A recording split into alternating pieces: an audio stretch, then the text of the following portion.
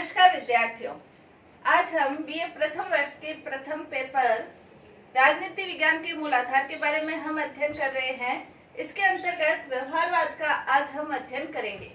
व्यवहारवाद का जो प्रणेता है वो डेविड स्टन को माना जाता है। द्वितीय विश्व युद्ध के बाद की जो परिस्थितियां थी, उन परिस्थितियों के अंतर्गत जो परंपरावादी राजनीति विज्ञान है, वो परंपरावादी राजनीति विज्ञान अपने आप को एडजस्ट नहीं कर पा रहा था, या अपन कह सकते हैं द्वितीय विश्व युद्ध के बाद की जो परिस्थितियां हैं, उन परिस्थितियों, उन समस्याओं, उन कठिनाइयों का समाधान करने की दिशा में परंपरावादी जो राजनीति विज्ञान है वो अपने आप को असक्षम पा रहा था। और इसी सिलसिले में व्यवहारवाद का उदय हुआ, जिसके अंतर्गत राजनीति विज्ञान को विज्ञान बनाने की दिशा में एक कदम बढ़ाया गया। साथ ही विज्ञान बनाने के साथ ही साथ मानव के व्यवहार का अध्ययन राजनीति विज्ञान के अंतर्गत करने की दिशा में आगे बढ़ रहे थे। हालांकि द्वितीय विश्व युद्ध के पहले भी, जैसे ग्राम वेलेस की पुस्तक है human nature in political science, Bentley की जो पुस्तक है प्रोसेस ऑफ पॉलिटिकल साइंस, या जिसे अपन कह सकते हैं कि जो चार्ल्स मैरियम है उनकी जो पुस्तक है new aspects of political science, इन पुस्तकों में व्यवहारवादी आंदोलन या व्यवहारवादी सिद्धांतों के दर्शन हमें होते हैं। लेकिन व्यवस्थित रूप से जो व्यवहारवाद का आंदोलन है वो द्वितीय विश्व युद्ध के बाद डेविड स्टन के द्वारा हम कह सकते हैं शुरू हुआ था। डेविड स्टन के अंतर्गत हम यदि कहे कि डेविड स्टन ने व्यवहारवाद के बारे में क्या कहा है, तो डेविड स्टन ये कहता है कि व्यवहारवाद व्यक्ति के वास्तविक व्यवहार पर अपना ध्यान केंद्रित करता है, और जो उसका व्यक्ति का व्यवहार है वो सत्यापन, नियमितीकरण, जांच, इन पर आधारित होता है। यानी कि व्यक्ति के व्यवहार का अध्ययन करने के साथ ही साथ व्यक्ति के व्यवहार का पर्यवेक्षण, व्यक्ति के व्यवहार का मापन और व्यक्ति के व्यवहार का सत्यापन भी वैज्ञानिक पद्धतियों के माध्यम से हो, ये व्यवहारवाद है। तो व्यवहारवाद जहाँ व्यक्ति के व्यवहार का अध्ययन करता है और व्यक्ति के व्यवहार का अध्ययन वैज्ञानिक दृष्टि से करता है, तो ये व्यवहारवाद है। यानी कि राजनीति विज्ञान को विज्ञान बनाने की दिशा में जो कदम बढ़ाए जा रहे हैं उसे हम व्यवहारवाद के अंतर्गत कह सकते हैं। इसके अलावा हम देखते हैं कि व्यवहारवादी आंदोलन की क्या आवश्यकता पड़ गई थी, या व्यवहारवाद के उदय के क्या कारण थे। राजनीति विज्ञान का अध्ययन परंपराओं से सदियों से चल रहा था, फिर ऐसी क्या परिस्थितियां उत्पन्न हो गई थी कि व्यवहारवाद का उदय हुआ। तो इसके कुछ कारण हम देख सकते हैं। पहला है परंपरागत जो अध्ययन पद्धतियां थी उसके प्रति असंतोष की भावना। परंपरागत रूप से जो अध्ययन हो रहा था उसके प्रति असंतोष की भावना उत्पन्न हुई।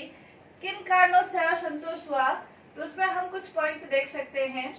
जैसे राजनीति वैज्ञानिक जो थे, वो राजनीति वैज्ञानिकों को बहुत ज्यादा ज्ञान था, बहुत ज्यादा उनको नॉलेज था, उनका कौशल था, ये सारी चीजें थी। लेकिन फिर भी जो समस्याएं थी, संसार की समस्याएं थी, उन समस्याओं के समाधान की दिशा के लिए उनको राजनीति वैज्ञानिकों को अपेक्षित जो उनको सम्मान देना चाहिए था वो सम्मान उनको नहीं मिल रहा था। यानी कि समस्याओं के समाधान के लिए उनको आमंत्रित नहीं किया जा रहा था, उनके ज्ञान की उपेक्षा हो रही थी।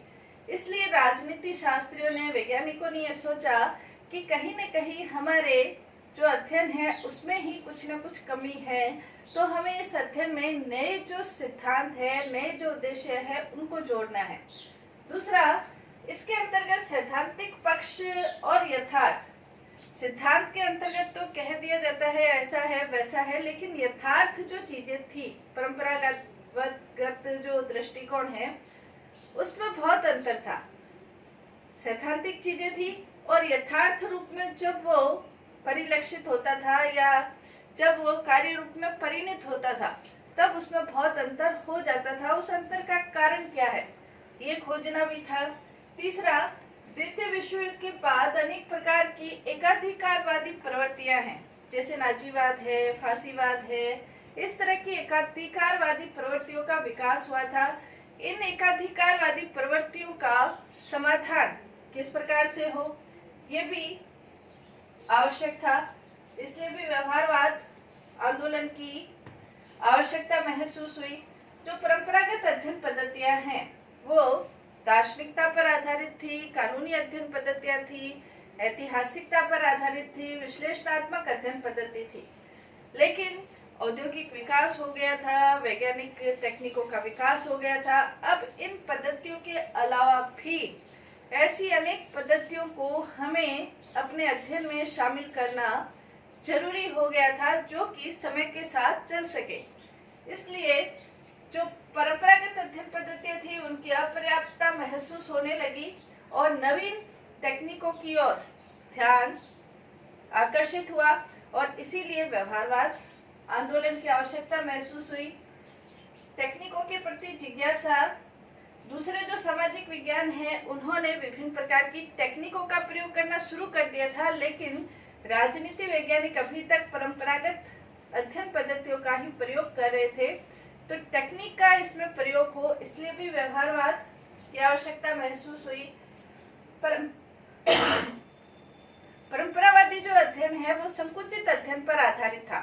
संकुचित अध्ययन का मतलब ये है कि ये जो अध्ययन है वो अमेरिका और यूरोप के शासन प्रणालियों के अध्ययन तक ही सीमित था, जबकि द्वितीय विश्व युद्ध के बाद एशिया के अनेक देश स्वतंत्र हुए, अफ्रीका के अनेक देश स्वतंत्र हुए, लैटिन अमेरिका के देशों भी स्वतंत्र हुए। इन जो नव स्वतंत्र देश है इनकी शासन पद्धतियों का अध्ययन किस प्रकार से किया जाए, इसलिए भी व्यवहारवाद आंदोलन की शुरुआत हुई। तो ये सभी कारण थे जिससे इन सभी कारणों से व्यवहारवादी आंदोलन की शुरुआत हुई। व्यवहारवादी जो आंदोलन है इनके प्रणेता जो डेविड स्टन हैं, उन्होंने ये कहा था कि उस सिद्धांत का क्या वो सिद्धांत निरर्थक है जो कि आविष्कार या कह सकते हो शोध पर आधारित नहीं हो। सिर्फ हमने सिद्धांत बना दिए लेकिन उसके ऊपर कोई शोध कार्य नहीं किया तो वो सिद्धांत निरर्थक है। और हमने सिद्धांत बना दिए लेकिन उसका कोई रिलेवेंशन नहीं हो, कोई आविष्कार नहीं हो तो वो सिद्धांत भी निरर्थक है। तो डेविड स्टन ने अपना जो करंट मीनिंग ऑफ बिहेवियरलिज्म इसमें व्यवहारवाद के कुछ लक्षण और कुछ मान्यताएं बताई हैं कि व्यवहारवाद वास्तव में क्या है। जैसे इसके नाम से कई बार भ्रम उत्पन्न हो जाता है कि वास्तव में व्यवहारवाद क्या है। तो इन सभी लक्षण और मान्यताओं पर जो शोध जो सिद्धांत आधारित है उसे हम कह सकते हैं कि वो व्यवहारवाद है। तो व्यवहार जो व्यक्ति के व्यवहार पर, राजनीतिक व्यवहार पर आधारित और जिसका वैज्ञानिक मापन, पर्यवेक्षण, सत्यापन हो सके वो वास्तव में व्यवहारवाद है। तो व्यवहारवाद के मूल लक्षण डेविड स्टन ने जो बताए हैं, पहला है उसका नियमितताएं या रेगुलरिटीज। नियमितताओं का मतलब ये है कि व्यवहारवादी ये मानते हैं कि मानव व्यवहार के अंतर्गत कुछ ऐसा व्यवहार है जो कि रेगुलर रूप से होता है या नियमित रूप से मानव का व्यवहार होता है। तो नियमित रूप से जो मानव का व्यवहार होता है उसके आधार पर हम सिद्धांतों का निर्माण कर सकते हैं। जैसे किसी राज्य के अंतर्गत, किसी क्षेत्र के अंतर्गत कोई एक व्यक्ति है जो कि बार बार विजयी हो रहा है। अगर चुनाव होते हैं तो जो वहां के मतदाता है वो उसी व्यक्ति को वोट प्रदान करते हैं। तो ये जो व्यक्तियों का व्यवहार है ये बार बार एक ही व्यक्ति को वोट प्रदान करने का क्यों हो रहा है, उस आधार पर हम व्यक्तियों के व्यवहार के अंतर्गत निष्कर्ष निकाल सकते हैं। कुछ ऐसी घटनाएं होती है कि किसी घटना के संदर्भ में लोगों का व्यवहार एक ही तरह का होता है और वो व्यवहार बार बार वो ही व्यवहार करते हैं। तो उस आधार पर, उन नियमितताओं के आधार पर व्यवहारवादी ये मानते हैं कि हम सिद्धांतों का निर्माण कर सकते हैं। व्यवहार जो बार बार घटनाएं, जो नियमित रूप से घटनाएं हो रही है उसके आधार पर हम सिद्धांत का निर्माण कर सकते हैं। दूसरा, व्यवहारवाद का जो दूसरा लक्षण है सत्यापन। जो घटनाएं घटित हो रही है वो घटनाएं वैसी ही परिस्थितियां उत्पन्न होने पर क्या वो घटनाएं वापस से घटित होगी? अगर वो वापस से घटित होती है तो उसका सत्यापन या जिसे हम कह सकते हैं वेरिफिकेशन किया जा सकता है। जैसे व्यवहारवादी राजनीति विज्ञान को विज्ञान बनाने की दिशा की ओर अग्रसर थे। तो विज्ञान के अंतर्गत एक प्रयोग हम करते हैं, दूसरा प्रयोग यदि करते हैं तो उसका रिजल्ट जैसे सेम आता है। वैसे व्यवहारवादी भी ये मानते हैं कि यदि कोई मानव के व्यवहार की जो घटनाएं हैं एक बार घटित होती है, उन्हीं परिस्थितियों में वो घटनाएं अगर दोबारा घटित होती है तो इसका मतलब ये है कि उन घटनाओं का सत्यापन या उसका वेरिफिकेशन किया जा सकता है। और जब उन घटनाओं का वेरिफिकेशन हो गया, यानी कि आगे भी आने वाली परिस्थितियों में उन